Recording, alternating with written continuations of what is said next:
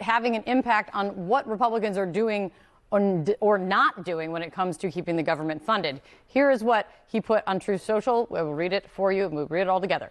If there is to be a shutdown of government, let it begin now under the Biden administration, not after January 20th under Trump. This is a Biden problem to solve, but if Republicans can help solve it, they will. That's a double backflip for you. Joining us right now is CNN political commentator Alyssa Farah-Griffin and Democratic strategist and consultant Simon Rosenberg. Alyssa, you want to decipher that one? I mean, what do you think of that?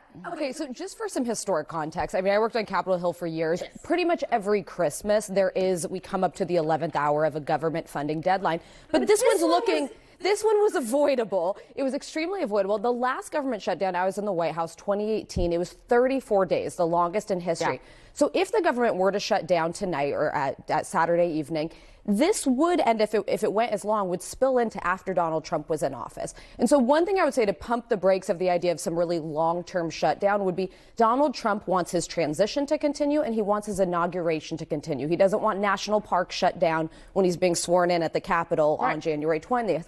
So the House has to figure out what it's going to do, though. Mike Johnson has very limited flexibility here. Democrats are not inclined to bail Republicans out. But I do think it's interesting that he's basically saying, hey, Joe Biden's still president. Where are you?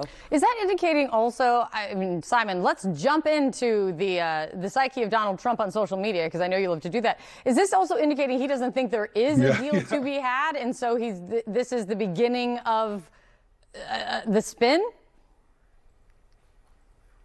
Listen, I think the real story this week is that Donald Trump's honeymoon has come to an end. His post-election honeymoon has come to an end. We saw yesterday the Fed signal that the markets are worried about his inflationary economic proposals. We're going to have the Matt Gaetz report come out any day, reminding us about his recklessness in choosing his nominees. And now we may have a government shutdown and just incredible Republican chaos in Capitol Hill.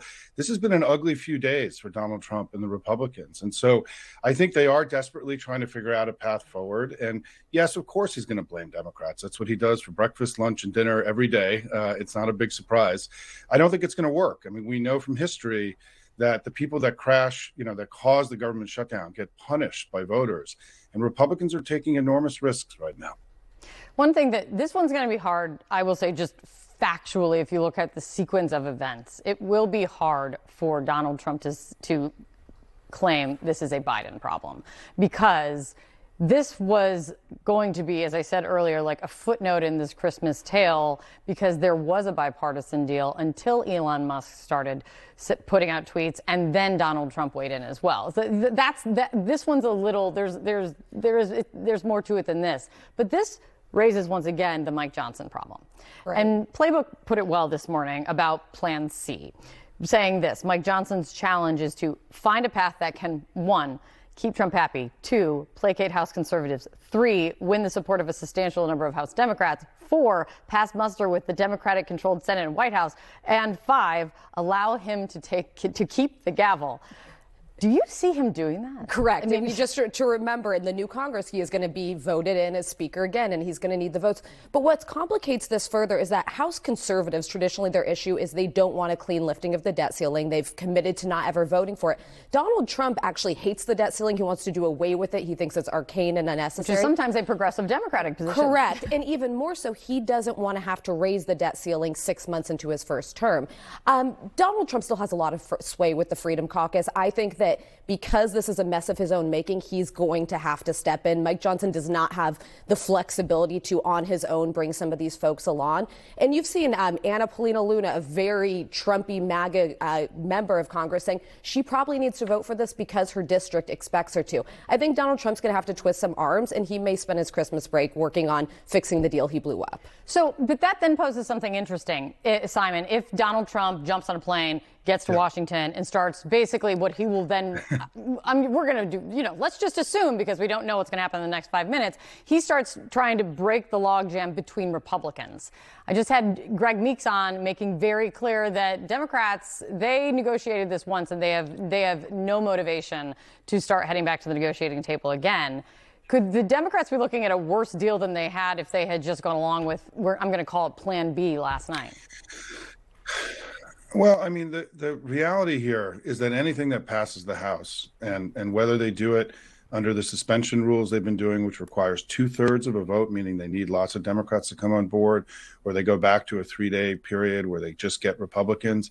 It then has to pass a Democratic Senate, and Joe Biden has to sign it. And so Democrats have to have a seat at the table here, right, at some point. And we did have a seat at the table, which got us to this bipartisan deal on Wednesday that Elon Musk and Donald Trump blew up. But the notion, this kind of fantasy notion that they're going to be able to pass a bill that Democrats are not consulted on, that are not negotiating, that's being shoved down their throats, is a recipe for keeping the government shut down. It's just reckless. It's wasting all of our time. The Democrats have to have a seat at the table here because of our political system. And this fantasy that they have, they can do this, purely with Republicans, I think is part of what got us into this mess that we're in today.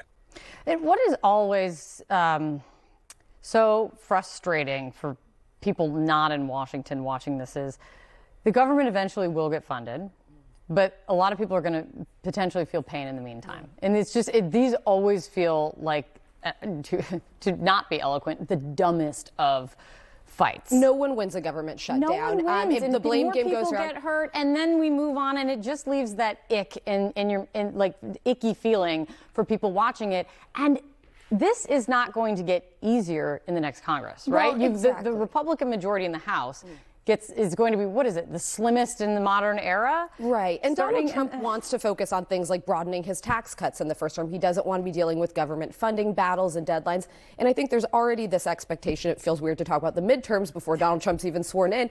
But this would be a really negative way to start a new Congress if he's hoping to keep control of the House going into the second half of his term. So there is no win. There'll be a lot of furloughed federal employees, people who won't be getting paid. They'll eventually get back pay. It should be avoidable, but honestly, there's really limited paths out at this point. It is a strange moment that we really, there's always like a plan C, like a Mitch McConnell comes in right at the last second. I don't know that there's a hero in this I know, one. but that's the thing. You always are waiting for like the Mitch McConnell to come in and be like, I've got this thing. I'm not going to tell anybody about it because this is what I do. Then they fix it. This one feels different, but let's see.